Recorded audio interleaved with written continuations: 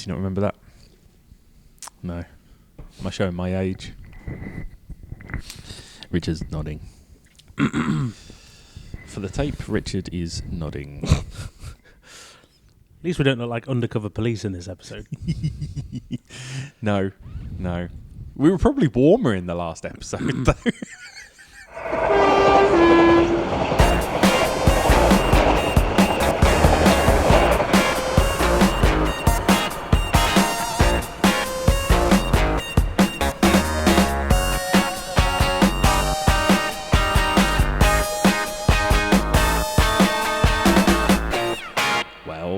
Well, we are back. Hang on, is this the first one of the new year?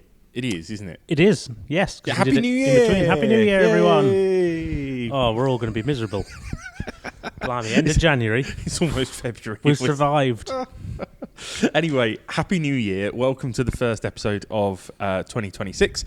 But it is episode 3 of season 2 of Junctions and Stuff.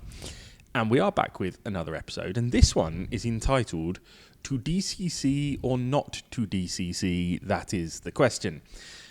Which, of course, we will come back to in just a moment. But for those of you that are new or those of you who have had so much excess over the new year that you've forgotten who we are and what we do, my name's Adam Ely from RailStuff. That's rail-stuff.com. Had to get it in there as quickly as I could.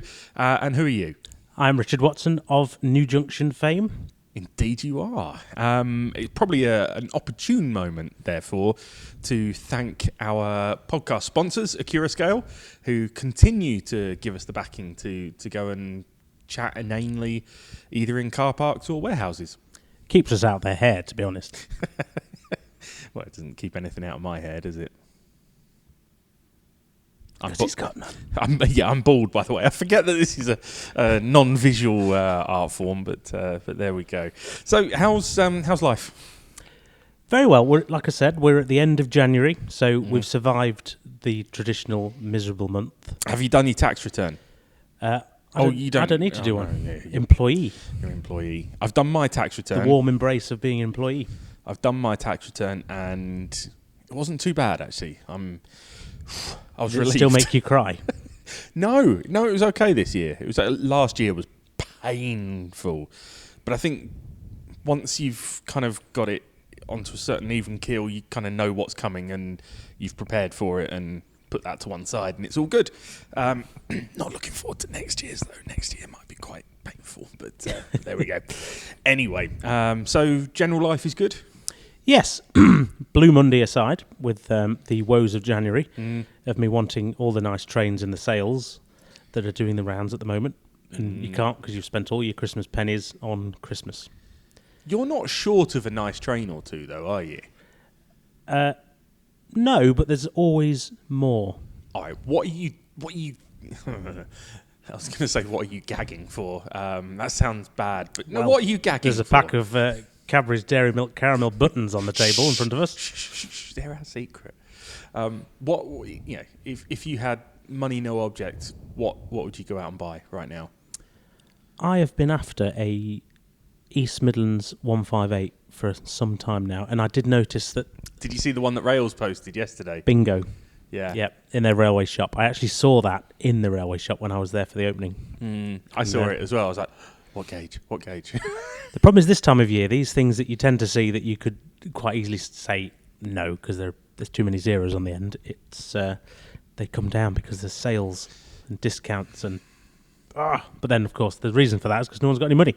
Yep. Yeah. I'm one of them. Yeah. Me too. I suppose that's our general life updates then. No money and it's cold and it's miserable and. But it is modelling season, so I've done doing a lot on the layout, I should say. So give us a layout update. What's cracking? Well, actually quite a lot. Having some time off over Christmas, we've managed to work on a few new projects. So I've got my overhead gantries. They're nailed. I'm very happy with those. And we've got some more walling, actually, which oddly was developed on the back of the success of you and your customers investing in the full height one. Yeah. Because they requested it and then gave me the idea to implement it because it would be a sensible idea. Yeah, because I mean, for those of you not familiar, Richard makes stuff for his layout, and then we kind of got chatting and decided, well, why don't we like sell some as well? And Richard was kind enough to do it exclusively through RailStuff. Is it meant to be exclusive? Oops. Now we find out. But yeah, so this one, it kind of went the other way round, where people were saying, actually, we want that, and you thought, oh, that's quite a good idea, now I want it as well, so you did it. So yeah, we've got some sloping walls that then slope down to a shorter height wall. Yes, which doesn't sound very exciting when you put it like that, but visually they're actually quite nice, I think. But yeah, I speak for myself, but no, so that's been very popular, and you're sat next to a mountain of cut kits, which has taken many weeks to do. I am. And I'm daunted by the fact that I now need to go and package every single one of those up into RailStuff packaging. Although the majority of that stack are already accounted for and need to get shipped out. So they probably won't get the full packaging treatment, because they're just going to get delivered to somebody who takes them straight out of the packaging. So what's the point? But still packed with love. Oh, they will be packed with lots of love. Yep. And a couple of free RailStuff stickers as well. Oh, new product. I like it. It's not a product. It's just... yeah, I'm giving away some stickers to people. It's like the people who used to put Haribo or things in the mail. For the tape, I'm showing Richard Exhibit A, which is a the sticker. RailStuff sticker. Do you like? I do like stickers. I get a lot of trouble because of stickers. This is slightly off tangent, but before my time at Accurascale, they used to do stickers in boxes. Right. And last week, as we're recording, so... online, there was a Class 91 which was photographed with a Accurascale sticker on the back, and my inbox exploded. Now, this was one of the stickers from years ago, because it's the grey sticker, grey A, rather than the yellow A that you see, or there was the later sticker. Oh. So someone somewhere has put one on the back of a 91, and bam, the internet just went nuts. And yeah, as you can imagine... No, we're not doing a 91, and no, we're not doing a HST, and no, we're not going to... Everything else has got a sticker on it. Wow. That was amazing. Even I got excited, and I know the answer. But why are you not doing stickers anymore? Because people stick them on logos. Okay, fair enough. Fair enough. Okay, so... Yes, so I've got a nice RailStuff sticker that will go in with a couple of those orders. But yes, we've got a mountain of them there, and there's some of your overhead gantries there as well, which I want to display those at shows. I now need to work out the safest way to transport them, because whilst they are strong, they're not chuck them in and out of boxes strong. No, you couldn't sit on them and they'd survive. Why? There's not a lot of things that I could sit on that will survive, to be fair. We'll leave that one there, shall we? Yeah.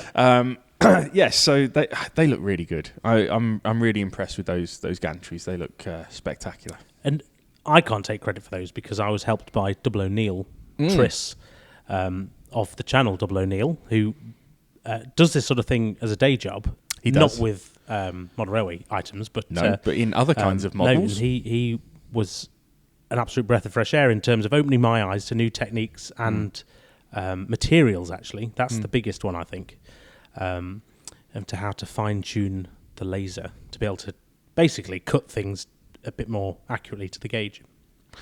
Yeah, absolutely. Well, they look good, and. They look spectacular on your layout as well. I mean, you've only got one at the moment, but it looks really good. So, yeah, I'm looking forward to seeing you or somebody else get that wired up for you. It'll be someone else. I thought it might be somehow. If there's some, you've had a lot of guests just lately, haven't you? 2. Is it 2? The door's been a revolving swing door. Yes, so we've had Tris. Yeah. I've had John Gay of Ellis Clark Trains over. Yeah. And to be fair, we've had members of the Hornby Magazine team have been as well. Yeah. Yeah, so you can tell I've been after something with guests, because you know how it works. There's obviously some wiring that needs doing somewhere. Yeah, indeed. So I have a lovely set of the Ellis Clark Quad Arc coaches doing the rounds on the Heritage Line. You had those in a video recently, didn't you? Yes. Yeah. Shameless plug. They're not mine. I can't keep them, but I've stolen them off John. Beautiful. Oh, so they Underneath are. the layout, I've pointed to Adam. Yeah. For the tape, Richard is pointing at them on his layout. Yeah. So, okay. So you've done all that kind of stuff. What other progress has happened on the layout over the Christmas and New Year period? So the main focus has been, apart from trying to catch up with your list of things you need, I've actually been working on a depot based on the Kidderminster diesel depot. I'm trying to get the skeleton of frames sort of nailed. It's interesting watching. So I get every couple of days there'll be a new picture from Richard. New picture of my wood. It's very thin, and the depot. But it's coming together really nicely. So I think the first thing I said to you this morning was, I'm going to need this in N gauge. It's like we're getting thin for 00 now. I think it's on par, but just looking at the gantry in front of me... I don't think that's going to work in N gauge, is it? Half the size, half the thickness again. I'm going to need smaller fingers. Yeah. And then I wouldn't be able to put it together anyway. So to be fair, where I'm modelling my layout is not an electrified line anyway, so they wouldn't be relevant. No. So it's fine. You don't have to worry about those in N. The depot, however, yes please. And you said, oh yeah, that's easy. That was your reply earlier. About 5 minutes later, you then replied again and said, I think, lol. Lol. That's the get out. Yeah, exactly. He said lol, so he doesn't mean it. So... But you've touched the subject of your new layout because you have been spending. So we've heard about me. Mm-hmm. Tell us about you, because Adam has been spending money. Well, no, specifically because Adam has no money to spend. RailStuff has been spending some money because it's going on the RailStuff YouTube channel. It is therefore a marketing expense. You can tell I've been doing my accounts, so layout is sort of in progress. It's mainly been buying track and planning to start off with. Oh, I just realised I didn't bring all the little bits of N-gauge track for you to measure up earlier.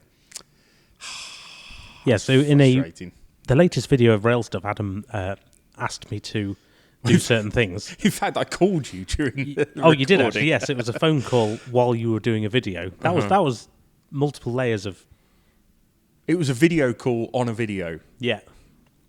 And I included both the screen recording of said video and also a video of the video call.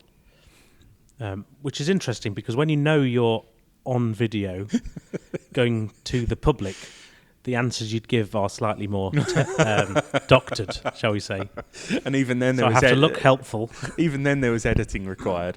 But I did think if I get you to do it on camera, then you're probably going to say yes to things a little bit easier. So. Don't tell them that. So yeah, obviously, what I've asked you to do is help me with. So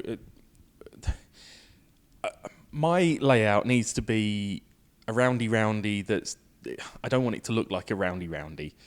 So it needs 2 return loops, if you will. Return loop at each end to service the other lines that you can see. And that's because I work in that workshop as well, and I want to have it sat there running whilst I'm working. It'd be quite nice to have locos popping past as I'm getting on with stuff. So to do that, it actually needs to pass across my workbench, right at the back of my workbench. And to take up as little space as possible, I'm going to double stack the lines, one on top of each other, and I need some nice supports to facilitate that, which is where this man comes in. Which is where you called me in. I did. I'm the laser. Yes. I called in the professionals. But to those who haven't seen your layout, which I think is actually quite a clever idea, and it's got legs to take off for all these people with big desks. Describe it. In what sense? In the sense of it's... Okay, I'll describe it then. It's a roundy going round your work desk. Oh, I see. Yeah, so you meant In describe Engage. it literally. Yeah, literally, shape-wise. Okay, so For the tape. so for the tape, yeah, that's today's phrase.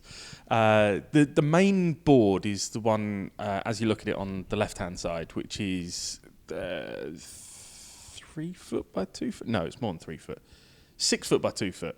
6 foot by 2 foot. And that is where there'll be a station that runs diagonally through the middle. There'll be a scrapping yard type thing in the front corner. And on the left-hand side is where one of the loops is. And then running across the back is a straight line that goes on a gradient up from the loop to where my workbench is, and it carries on across the workbench. And then over the other side of the workbench is a hidden shelf that I was able to clear off, which is where the other loop back will be. So it will loop back. I'm doing this with my hands, like anyone can see it. It will loop back on itself for the tape. It will loop back on itself, and then that line then comes underneath the top line on the workbench, and then it comes across, and then when it reaches the big board on the left hand side, moves across and moves into the station area. That's the plan. So it's a round your desk. Yeah. We got there. Yeah. It's taken me a little while to get my own head around it, to be fair. But I will shout out Jonathan from JS Models, who, because after I'd put a video out and I was I'd been chatting to him about it anyway, and I was not really sure exactly how I was going to do it, but I had a kind of general thought. I got an email from him at about 11:30 one night that just started, "Adam, I can't sleep and I'm bored. So here is your layout." And he'd sketched it all out in SCARM and then done the 3D renders and everything. And it was like, now it starts to make more sense. So I then got SCARM for myself. Have you ever used SCARM? Oh, yeah, the free trial. Yeah. Oh no, the SCARM is free. Was it free? Yeah, it's free. There's another one. There's another one that's only got a free trial. AnyRail. AnyRail's the one with the free trial. I used AnyRail. Yes. No, so I use SCARM, and it's a little bit clunky, but it's good. Does what you want from it, and that's really helped. But now it's you that needs the help. Oh, you've given me some homework. No, just with the double stacks that we talked about. Yeah. No, that's what I mean. It should be quite doable. Very nice, actually. Yeah. I quite like the idea. I know it's we joke about it being roundy, but I quite like it because there's some functionality, some playability to it as well, and it's not a simple track plan because of the up and over. So there's interest there. It keeps your the mind going, trying to work it all out. Indeed. What it has done, though, is it's opened up a few questions. And one of those questions is the entire subject of today's podcast. Because really, what we're doing is trying to solve my question right now, which is, and I already know your answer, but we need to work it through in some reality. The big question is, to DCC or not to DCC? To DCC. So, thank you very much for joining us on episode 3. It's been great. I've enjoyed myself, and we'll see you next week in episode 4. All right, let's put some reality behind it. Obviously, your answer is to DCC. Yes. Why? So, for me, it's all about playing trains, and I think DCCing, especially if you're starting from scratch, just allows you to get closer to that dream of being the little 5-year-old wanting to drive trains, because you've got all the sounds, you've got all the action, the manoeuvres that you can do on the same tracks, etc. You don't have to worry about sectioning off areas because of electricity and whatnot. It's just so much better. I would say it's worth doing off the bat, particularly if you're starting from scratch. And I think that's kind of where I'm at, is that because I am starting from scratch, if I don't DCC now, then I'll never DCC. And look, my specialities sit in scenics and Do they? well, in terms of selling the stuff, yes. But very, very much, I don't build layouts. I don't have a vast collection of locos and rolling stock like you. That's not my speciality. So this is a bit of a voyage into the unknown for me. So at times I ask stupid questions, and I may be about to ask a stupid question. There's no such thing. There is. Joking aside. There is. I've set you up for a fall there. You have. With DC, on that kind of track plan, in reality, I can't run multiple locos at the same time, right? On that track plan. You've got a loop, haven't you, in the station? Yes. So in theory, there's less need for you to be DCC, and because of the nature of your track plan, which is in effect a loop with a passing loop, so the whole track plan is a loop, and then you've got a passing loop in there, you could set it up as DC and then switch to DCC because you've got nothing that would jeopardise the switch. Yeah. Yeah. That's thrown a spanner in the works. It has. But I suppose what I'm getting at is if I wanted to, whilst I'm sat working right now, have two different locos operating on the line at the same time, could I do that with DC? With DC you could, but you'd have to section the track off so that they were able to. So you could either have two trains, say, at equal distance apart and just turn the power up, and then hope run. that they run at the same speed. Yes. Or you could section the track off and isolate different areas, which is just a pain. Yep. Or you could DCC it and then you're in full control. Yep. Okay. So, yeah, that kind of answers that question. Okay, put your non-DCC hat on for a moment. What are the drawbacks of going DCC? For most people, it is usually cost, because if you've been collecting trains for years, you're going to have hundreds of the things in DC. So to convert them all would be expensive. So a traditional DCC chip would probably be anything from sort of the £20 mark to £40. But then if you wanted to go sound, you've got a £100 chip right there off the bat, plus your speakers, plus your if you were to add stay alives, things like that. I don't think I would go sound. Yeah,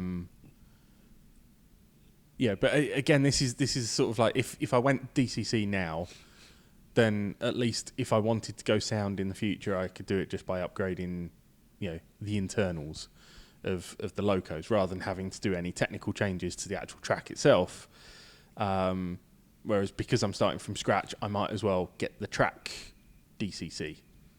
Yeah, so in your case, it would just be down to the controller you chose to use, because you could still get away with just having one power point connected to the rails, because it'd be a simple track plan, and you've only got one or two locos on the track at any one time. So, yeah. Okay, so going back to the drawbacks, so cost is one. What about complexity? So, how many times have we all heard somebody say, it's just two wires? It's not really, is it? It's a bit more than that. Kind of is. Don't go and look at how many wires I've got hanging off my layout. No, the original only new because junction, you don't know how many you've got and where they are, because you didn't do them. half of them aren't connected up either. Well, there you go, yeah.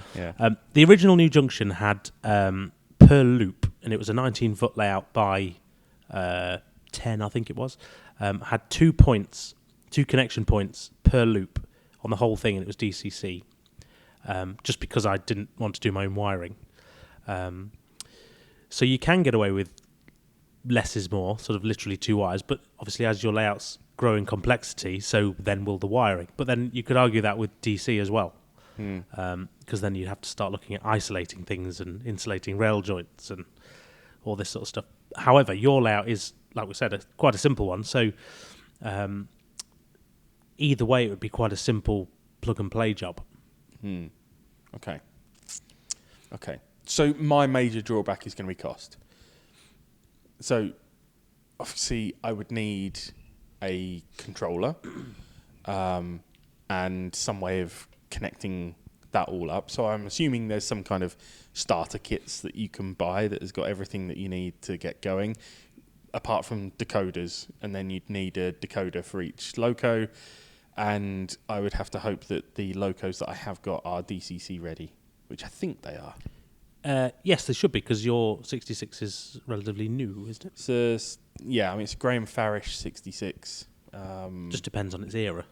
Yeah, I don't know is the long and short of that one. And then I've got the East Midlands 158, which is Graham Farish as well, which you would hope might be DCC ready. All joking aside as well, because you do have a simple track plan, and because your primary aim is just going to be to let trains run round, you probably have a harder decision, because you will just get away with being DC. Yeah. You don't need shunting lights or yard lights, things like that, parking brake lights. You don't need all the sounds. Like if you had a start and stop station scenario, you don't need any of that. So the advantage of DCC does ebb away due to the plan of your layout. And I think I've only got 3 or 4 points. 4 points on the whole layout. Yeah. So there's not even a huge number of points to operate. And I'm not sure whether I would even put points motors on them anyway. Okay, so that's another question. So I realise that, by the way, this is very much turned from a general question about model railways, into Adam's going to ask some questions about DCC. He doesn't know the answer to already. But, to someone who gets other people to do my wiring. Yeah. But hopefully to some of you, this conversation is still useful and mildly interesting. But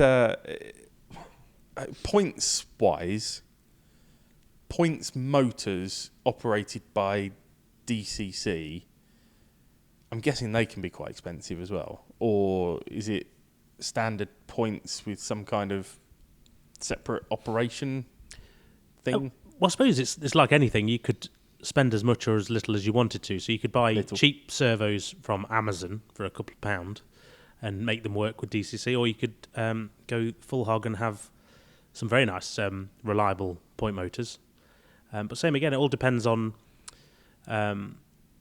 what suits you down to the ground. So I for New Junction will need something relatively reliable, because I want it wide and set once, and then that's it done. Yeah. And then same again. So if I'm on an exhibition eventually, it just is a bit more reliable. However, for my fiddle yard area, I'm just going to be cheap and cheerful. I'm not going to be spending on posh point motors, because I don't need to. Mm-hmm. Yeah.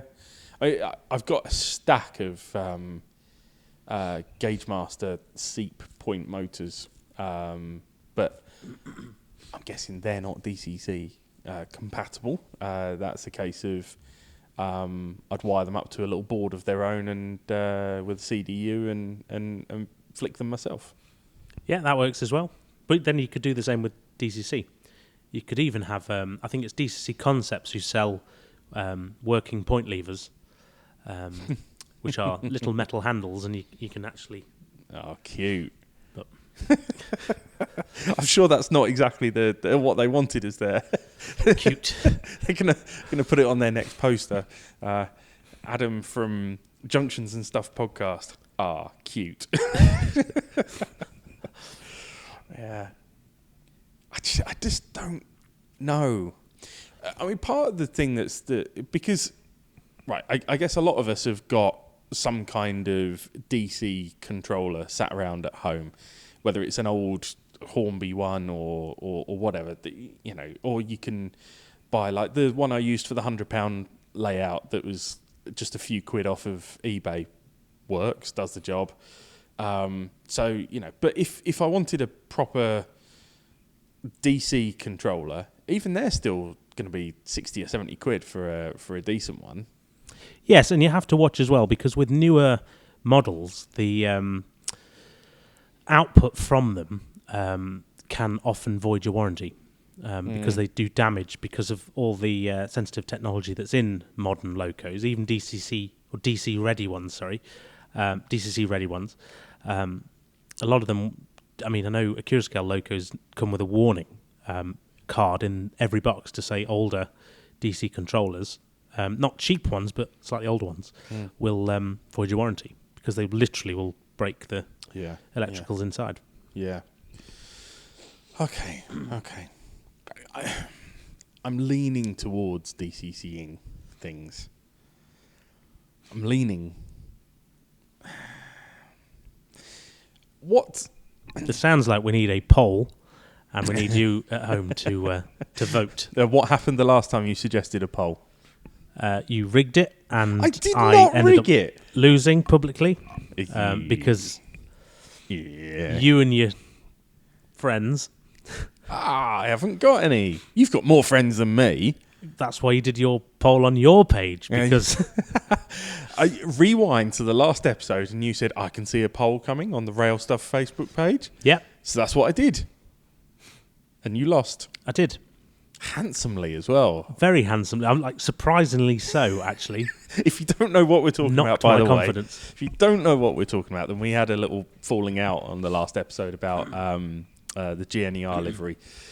So put it to a poll. In fact, I turned it into, what have I called it? The Great Livery Showdown. Nothing like a drama queen, hey? It's been winner stays on, which that was controversial, going the winner stays on route, but I stand by it. And Network Southeast stayed on for a long time until it got toppled by Intercity Executive. Which Intercity Executive today, in fact, just to kind of tell you what day we're recording on Wednesday, 28th of January, is up against Avanti West Coast today. So I think Intercity Executive will be staying on again. And then it will reach its finale on Saturday. So, yeah. And can I just say to all of you at home, actually this is not to Adam, but this is to you at home who voted against GNER. I don't know what you were trying to prove, but you've only got yourselves to blame. That's how serious this is. Is that it?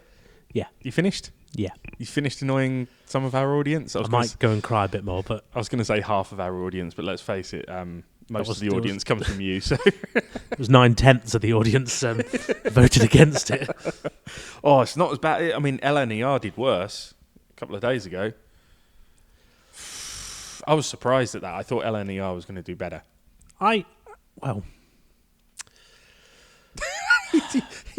Oh my God, he's lost for words. No, I've got the words. I just don't want to say them on a recorded podcast.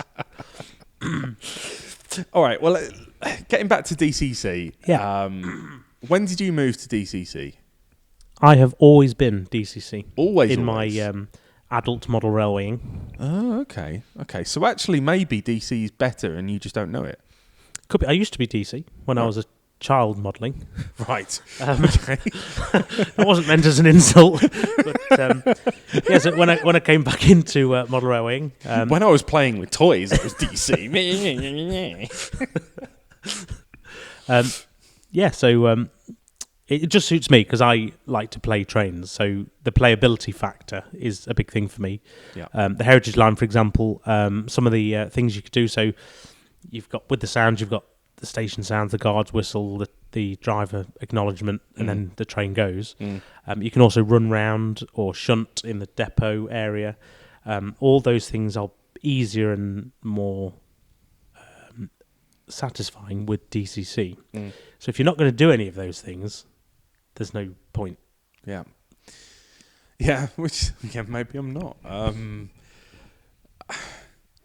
guess in some ways I would if I'm going to be sat there working whilst these things are whizzing around doing their thing, I guess I would quite like to be able to automate a few things, which I know isn't necessarily about DCC controllers. It's probably about bringing into it some kind of computer control as well.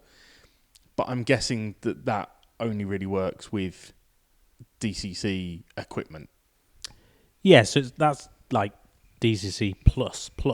for the full control. I mean, you could go for something like a program called iTrain, and it would literally It's do... what Charlie uses, isn't it, I think? Yes, I think so. I'm sure I've seen him do that on videos before. Courtesy of DCC Train Automation, who's the UK distributor. That doesn't seem... distributor of iTrain and iCar. But, no, I mean, that's next level stuff. That's almost actually fun. It's so automated, it goes the opposite way again for me, as in I like to be the one playing trains there and then. Yeah, I get that. Whereas it's automation becomes a different kettle of fish. See, I would like the option to play trains, but also have them doing their own thing as they go round. Talking of kind of automation, but this is not automation. I have come across a project, and I'm going to do a little YouTube video on this, a little project, and it's either going to go amazingly well or horrendously terribly. But it's not actually a railway modelling project. Hello. Are you familiar with Raspberry Pi? Not as in the food. I was thinking, cream or ice cream? That's the real question. No, Raspberry Pi, the little computers. Yes. Okay. So there is a guide on how to get a Raspberry Pi, connect it to a monitor, and turn that into a live departure board for any UK railway station. Wow. And I think I'm going to do that and have a little monitor mounted behind the layout with live departure board for my nearest station. You can get actual... Isn't there a company that does there is. Department boards? But They are phenomenal. They look fantastic. They're not cheap, though. that's what I've not got one. I'm surprised you haven't been gifted one yet. Well, I'm not gifted everything that you see in here. No, Everyone assumes it. I've seen them do stuff with YouTubers before, and I'm sure some of those YouTubers don't have the subscriber count that you do. That's why I'm saying that. Not that I think you should get free stuff, because it don't. Yeah, the podcast would have to change. I mean, Free stuff and stuff. I messaged Richard this morning and said, I'm down at the unit. Do you need anything? Yeah, 2 cans of matte varnish, please. Okay, here's the invoice. You got that in very quick. Very quick. Yeah, if anyone thinks that I just give Richard free stuff, they'd be very sorely mistaken. Junctions and invoices over here. Junctions and invoices. Yeah. Indeed, yeah. Okay. I'm going to make a decision. Mm-hmm. I'm going to DCC it. Wow. Welcome to the light. Now I just need to find a reasonably priced kit to go do it with, really. Can you get me any free stuff? Sadly not. No. Oh dear. Yes. Okay. I'm going to DCC, but I'm going to have to figure that out. And when it comes to wiring it up, because of the size of layout and the simplicity, I'm literally single feed, or do I need to put these droppery things everywhere? Or well, if you can add droppers, it always makes it better. Mm-hmm. The pre-soldered ones are easy if you prefer that. Like the Pico ones that go onto the and then you can buy plates. Terminal blocks. You just screw the other end of the wires into and then add that to your bus. Yeah. Easy peasy. I haven't got any buses. Bus is just a I've wire only got trains. or 2 wires. But I've only got trains. Yep. That was a terrible joke. Yeah, by the way, yeah. if you hadn't figured it out. Oh, by the way, terrible jokes. Oh. You're on terrible joke duty today, aren't you? I am. As I get my notes. Yes, Richard is on terrible joke duty because his terrible joke was so terrible last time that we need to give him another go. Yes. I feel quite relieved to have made the DCC decision now. Do you? Weight off. Yes, although I now know it leads into days and weeks of looking at prices. And I'm one of those people, I'm going to be led by prices because I like a bargain. Well, really, I suppose with price just comes what you can do with it. And for your layout, you don't necessarily need all the extra super functions. No. You just need a handful, and then away you go. There's plenty of starter DCC kits about. Is it terrible that I also want something where the handset looks nice? No? No. Ergonomics is everything. Yeah. Yeah. Okay. If anyone's got a cheap one that they want to give me, then it's adam@rail-stuff.com. Send it in. Yeah. No, What you get an ECOS now? But in all seriousness, so if you are part of the RailStuff Facebook group, for example, then if you have got any recommendations for a good starter set that maybe I should look at, then yeah, drop it in there. Let me know. Sounds like a poll. I mean, the Great Livery Showdown is coming to a close. We can do something The Great else. Controller Showdown. We can do something else that embarrasses you if you want. Yeah, I'm up for it. I can take it. I bet you can. What's your terrible joke? Are you ready to be... I was born ready. What are a train's favourite shoes? What are a I mean, there's some terrible use of English in there, but what are a train's favourite shoes? Don't know. Platforms. I'm here all week. That's not bad. At least that one makes sense. I'll give you that. Thanks. Can you add in the laughter later? Yeah, Thanks. I think. Yes, I think so. Yeah, I can do that. What's your plans? What are you doing? Well, I know what you're doing for the rest of this evening. We're recording more podcasts. So let's get rid of the illusion for the next episode straight away that we're going to record it straight after this one. We're doing another batch. Well, not straight after. Oh, it's food time. Yeah. Was it? Yeah, it's 7:00. Look how we've perked up. Yeah. And also it's time to go warm up as well. It's absolutely Baltic in For here. two very modern, hefty men. Hefty. Hefty specimens, I will say. We aren't half cold. We are. And so there were two things that I meant to... No, there were three things I meant to bring with me. Your electric blanket. Today. I meant to bring my coat with me. I did not. I meant to bring some more AA batteries with me for the Steady. recorder. I did not. I meant to bring all of the N-gauge track for you to sketch out, and I did not. So I've failed on all of those elements, but I did bring your order. Yes. To be fair, you're paying for it. Yeah. It's normally me the scatterbrain, to be fair, so you're forgiven. True. Just the same way you'd forget what a good livery is, but we won't go there. I didn't forget. I just had a different opinion. And my opinion was validated by many, many people. Thousands of fake accounts. Do you know what? There have been some fake accounts voting, you know. Because, and I found this quite interesting, I suddenly noticed the other day that there was a lot of votes where the profile pictures were all of young, what you would say traditionally attractive looking women. That was delicately put. Yes. And when you actually hover over, you know, so it pops up and gives you like a bit more information. They were all Not that you were looking. No, I was intrigued, and all of them were listed as lives in Stoke-on-Trent, as in the nearest city to me. And all of them, it said that they had one friend. So they were all just bot Who was accounts. the one friend? I don't know, but they were all just bot accounts. So I mean, I mean, don't do this to yourself. I mean, take the compliment. You're obviously some form of idol in Stoke-on-Trent. I mean, to young, traditionally attractive women. I, being not from there, don't know the general local calibre. So you may be higher than average. Oh, that is possible, yes. I'm doubting whether they were actually from Stoke-on-Trent, where my laughter came from. Yeah. If I was setting up another account, I think I would be an attractive person. I don't know what to say to that. No, that opened a can of worms. So join us in episode 4. Indeed. It is about time to wrap up there, actually. So, yeah, we're going to go and do what now?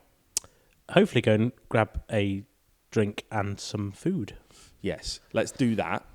And then we're going to come back and record episodes 4 and 5. Mm-hmm. And yeah, we're going to warm up as well. Yeah, well, we'll leave that open. Yeah, we're going to go get in my new van. The RailStuff, And you can tell everyone in episode 4 what it was like. what the van's like. Yeah. And what your driving's like. Oh, you already know what that's like. I'll tell you what, this scenery game must be doing well. All your hard work's paying off, is what I meant. Obviously. Yeah, thanks. I'm not jealous at all. You've had a van a lot longer than I have, so yeah, and you've got a VW. Yeah, you've got a Ford who make VW now. It's true, yeah. Controversial. When I was looking at stuff, and because it was either a transit or a transporter, but the transporters are a lot more expensive. And a guy that I was chatting to, he said, well, the transporter's just a transit underneath now anyway. So I was like, oh, okay. I'll have transit then. Yep. Does the job. Anyway, let's wrap it there. Let's go get some food because I'm hungry and I'm cold. And let's do that. And thank you ever so much for tuning in. Don't forget to like and subscribe and keep an eye on the RailStuff Facebook page for various polls. There'll obviously be biased opinions, but we'll still have the polls. Yes. And of course, a big thank you to our sponsor, the Curascale. Oh, well done. Yeah. Although you are sat in the chair that has that they paid for. Yes, and you have the view of the Curascale logo. It's behind me, so burned into my eyes. Yeah, although there's one over there actually. There's quite a few. There's one there. There's one there. There's one there. Yeah. There's one there as well. Okay, let's leave it there. Thank you. Goodbye. Bye-bye.